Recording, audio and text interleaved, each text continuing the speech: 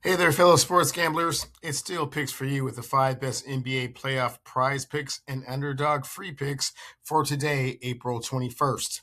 Before we get into today's picks, let's do a quick recap of what happened to us yesterday. Brandon Ingram. Wow. He was 0 for 6 from the field. He scored no first half points. We lost that wager. Enough about that dude. Donovan Mitchell went for 30 points and 5 assists. Congratulations to Mr. Mitchell for having back-to-back monster playoff games, something he rarely does, going over the 33.5 we said he'd go under. James Harden had 5 rebounds and 4 assists, under the 12.5 rebounds and assists we said he'd go under. CJ McCollum, the easiest bet of the day, was 12 for 22 from 2-point range to go over the 3.5 made 2-pointers we said he would go over. And in a weird quirk, Jalen Brunson was 4 for 10 from the 3-point line to go well over the 7.5 3-pointers we said he'd go under. 2 for 5 is terrible. No excuses, no explanations. The standard is the standard, and it's time to do some things to turn this around and make some more picks that'll get us to that immaculate ticket that we so covet. First up, we have Derek White. Under 23.5 points, rebounds, and assists.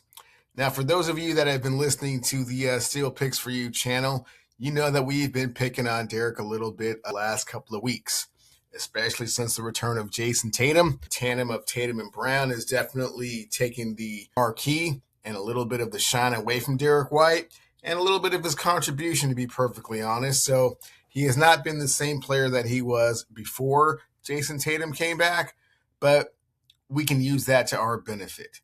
And as you can see, the last 5 games, he has been under that 23.5 points, rebounds, and assists. But you know how I like to throw out the regular season, and we're all about the playoffs. So in game 1 at home, he had a paltry 10 points, 3 rebounds, and 6. Nothing to write home about whatsoever. So don't really feel like Derek White is going to all of a sudden show up and have a great big monster game. So I definitely feel like Derek White is right in the crosshairs for what it is that we need to happen, which is trying to get that immaculate ticket. And if we look at his minutes, he played a lot of minutes. Played 32.7 minutes against the Sixers in the playoffs and was 4 for 10 from the field. 1 free throw. So all those things are definitely very much in our favor. And as you can see, Derek White has failed to exceed 23.5 points, rebounds, and assists in 8 straight games at home. Even more of a reason that we should be excited about this pick. As you can see, Prizepicks likes it well at -119. And because we're picking on the guy, no disrespect to Derek White, he is a pro, he is an NBA champion. We're also going to say he's going to go under 18.5 points and rebounds. For the same reasons, that Jaylen Brown, Jason Tatum combo is definitely taken away from his productivity and his effect on the court. Not to say that they're not still winning. You know, winning cures all things. But for our purposes, we would like to see him go under and kind of, I don't want to say underachieve, but just not really go crazy like he's capable of at times, but not with Jason Tatum and Jaylen Brown on the court at the same time. We'll get to that in a hot second as to our next pick. But as you can see, in the last 5 games, he hasn't gone over that either. Throwing out the regular season, but let's just look at the playoffs. For game 1, 10 points and 3 rebounds. Not really crashing the boards. And as you can see, his last couple of games, not really crashing the boards at all. 2 rebounds against the Pelicans, 3 against the Knicks, 2 against the Charlotte Hornets. Kind of a high water mark here, 6 against the Toronto Raptors. But we're throwing all that stuff out the window, and we're just going to say that he's going to show up, contribute to the best of his abilities, but nothing crazy, not going to go over. And again, as you recall, 32.7 minutes and hasn't really gone over that. Points and rebounds in 6 straight games at home. It's just not something that's in his DNA right now. And, no disrespect to him. Let's not take anything away from him. Again, Derek White is an NBA champion, great player and a contributor to what Boston's trying to do. But just for our purposes, we think he's going to go under 18.5 points of rebounds. As you can see, Novig likes that as well at the -16.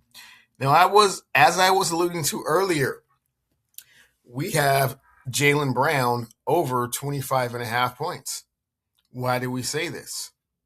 Well, it's because he's capable of doing it. As you can see, he's done that in 9 of his last 10 games.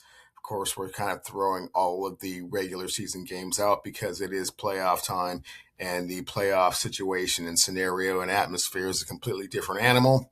But he did have the 26 against Philadelphia. But what was everyone talking about? Oh my gosh, the return of Jason Tatum and how much of an impact and contribution he's made to the team. In the back of Jaylen Brown's mind, he's thinking, wow, aren't I the guy that got us here? Isn't it because of my contributions that we're even the number 2 seed in the Eastern Conference right now? Maybe he's feeling a little bit disrespected. I don't know if you guys recall a few years back, Jason Kidd kind of tried to create a wedge between Jaylen Brown and Jason Tatum, kind of trying to establish whose team it was as if there was a controversy. But I think this season there actually is. Now that Jason Tatum has kind of come back to the fold and is starting to do his thing, I think Jaylen Brown wants a little bit more credit for what's going on. And what better way to get credit than scoring a whole bunch of points in a playoff game? So I think that Jaylen is primed for a big night. Philadelphia 76ers certainly did not look formidable in their last game. They looked like the deer in the headlights without Joel Embiid. Tyrese Maxey didn't have a great game. Paul George tried as best as he could, but Paul George is a little long in the tooth about these days, and certainly not the player that he once was. We can see that Jaylen Brown had 30 minutes in his game against Philadelphia in Game 1, and you can see that he was not shy from the field, taking 21 shots. He made 11 of them, and he certainly wasn't shy about getting to the line. Actually, only got to the line 2 times, but he made both of them, so definitely in our favor as well. From the three-point range, took 2, made 2, 100%, typically 40%, but he's definitely going to get his shots up. As we can see, Jaylen Brown has exceeded 25.5 points in 11 of his last 12 games. But of course, you know how I am. I like to look at the playoffs as a completely different animal. So we'll take that a little bit with a grain of salt, but you can see that he's certainly capable of doing it.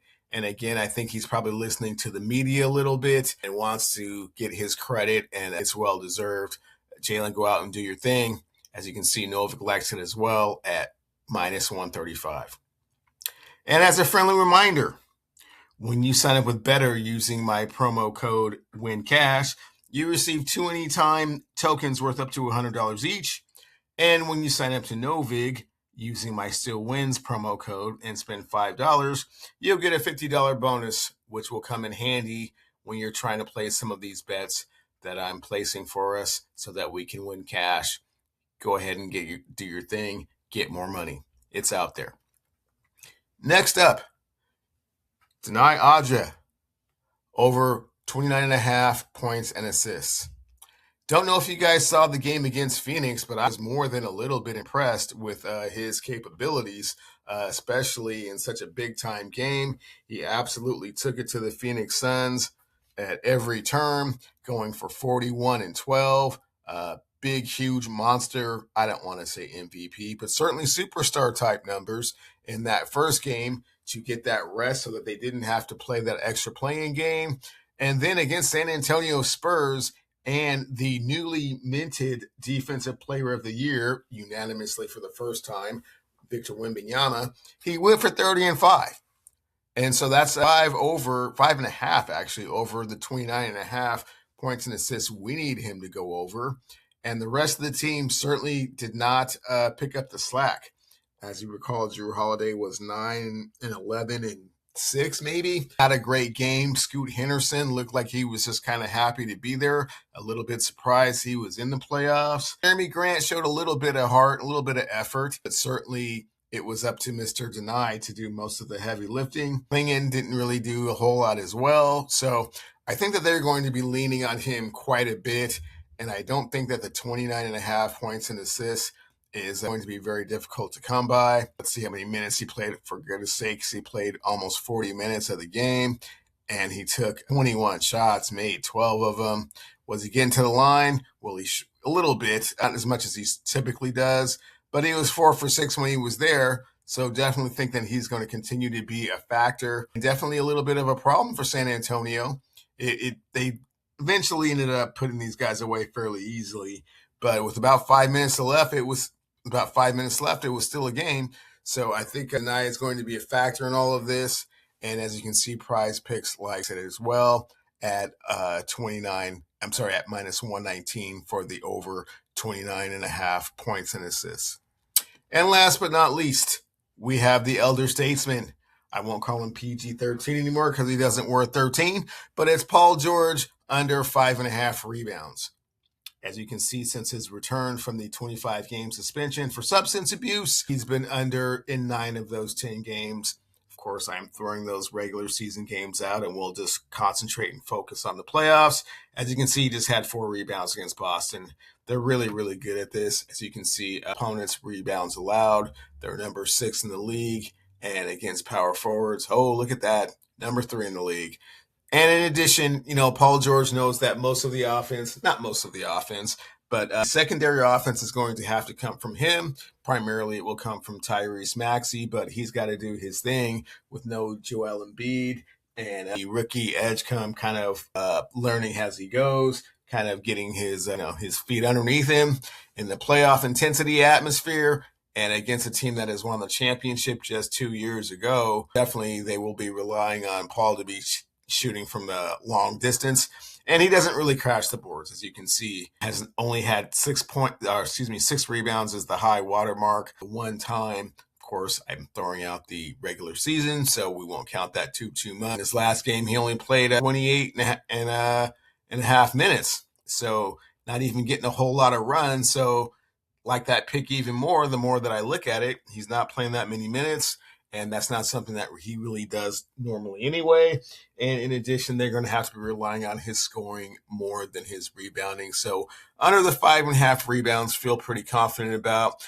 And as you can see, Paul George has failed to exceed 5.5 rebounds and 4 in the last 5 games versus top defenses for rebounds allowed, which the Boston Celtics certainly are.